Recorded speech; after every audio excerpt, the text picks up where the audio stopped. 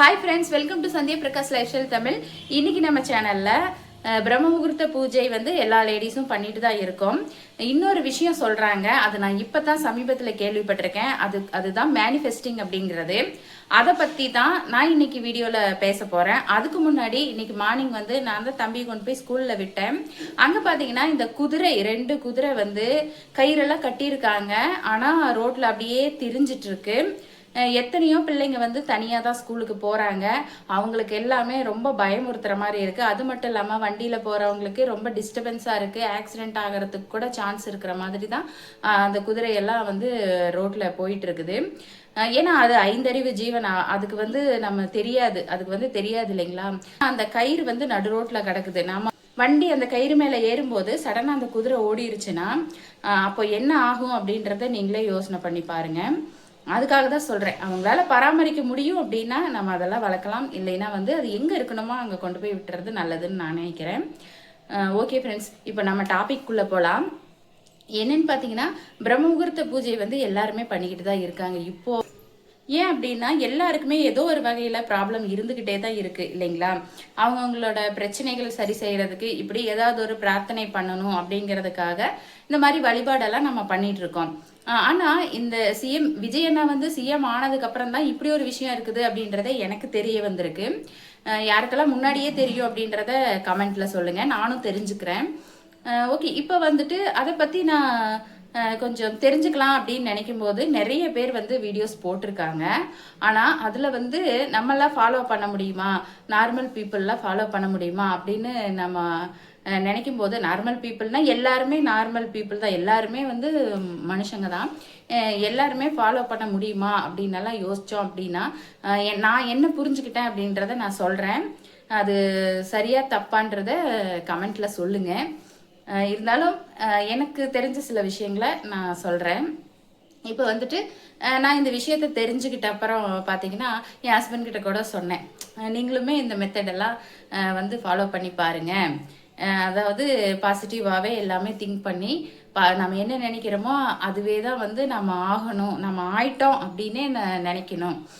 அந்த மாதிரி ஒரு மெத்தேடு ஃபாலோ பண்ணி தான் நம்ம விஜயண்ணா வந்து சிஎம் சீட்லேயே உட்காந்துருக்காராம்மா அப்படியெல்லாம் சொல்லி நான் சொல்லும்போது, இப்போ வந்துட்டு அவங்களுக்கு வந்து நிறைய ப்ராப்ளம்ஸ் இருக்குது. அதாவது எங்களுக்கு பார்த்தீங்கன்னா மணி ரிலேட்டடாக நிறைய ப்ராப்ளம்ஸ் இருக்குது. எங்களுக்கு மட்டும் இல்லை, நிறைய எல்லா ஃபேமிலிஸுக்கும் எல்லா மக்களுக்குமே உலகத்தில் உள்ள மனுஷங்க எல்லாருக்குமே வந்து பணப்பிரச்சனை இருக்கத்தான் செய்யுது. எங்களுக்குமே கடன் பிரச்சனை இருக்குது.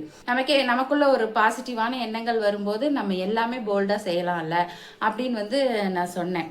அவருக்கு மட்டுமே இல்லை, இப்போ நானுமே ட்ரை பண்ணலாம் அப்படின்னு யோசிக்கும் போது என்ன ஆச்சுன்னு பார்த்தீங்கன்னா, நம்ம அதை பண்ணும்போது அந்த விஷயத்தை இப்போ நம்ம பாசிட்டிவாக இருக்கிறோம், நம்மளுக்கு இது கிடைச்சிருச்சு அப்படின்னு நாம் சொல்ல ஆரம்பிக்கும் போதே நமக்கு மைண்டுக்கு என்ன வருது அப்படின்னா, நம்ம வந்து நம்ம மைண்டை வந்து ஏமாத்திட்டு இருக்கிறோமா அப்படிங்கிற ஒரு எண்ணம் தான் எனக்கெல்லாம் வந்துச்சு. அதில் நான் பார்த்த வரைக்கும் என்ன தெரிஞ்சுக்கிட்டேன்னு பார்த்தீங்கன்னா, அது வந்து மேனிஃபெஸ்டிங் அப்படிங்கிறது வந்து முழுசாக 100% நம்பணுமா, அப்போ தான் வந்து நடக்கும் அப்படின்னு நிறைய பேர் வந்து சொல்கிறாங்க.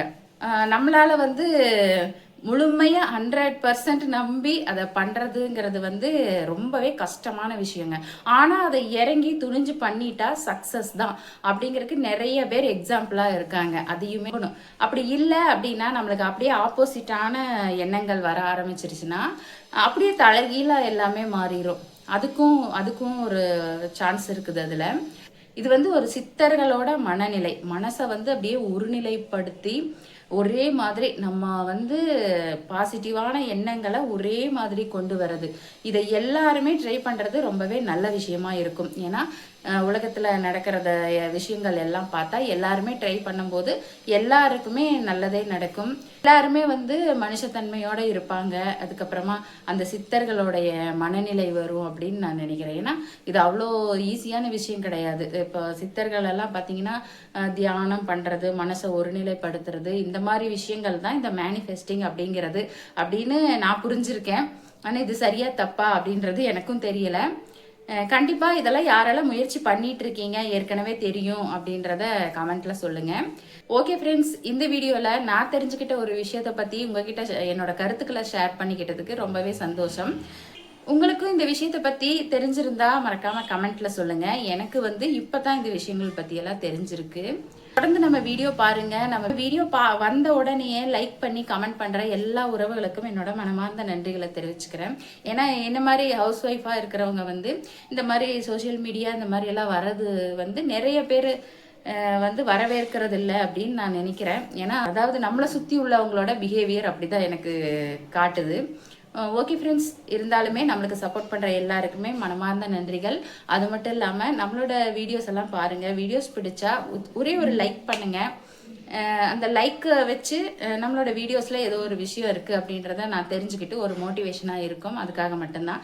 நம்ம வீடியோ இப்போ தான் ஃபஸ்ட் டைம் பார்க்குறீங்க அப்படின்னா மறக்காமல் சப்ஸ்கிரைப் பண்ணிடுங்க ஃப்ரெண்ட்ஸ். தேங்க்ஸ் ஃபார் வாட்சிங்.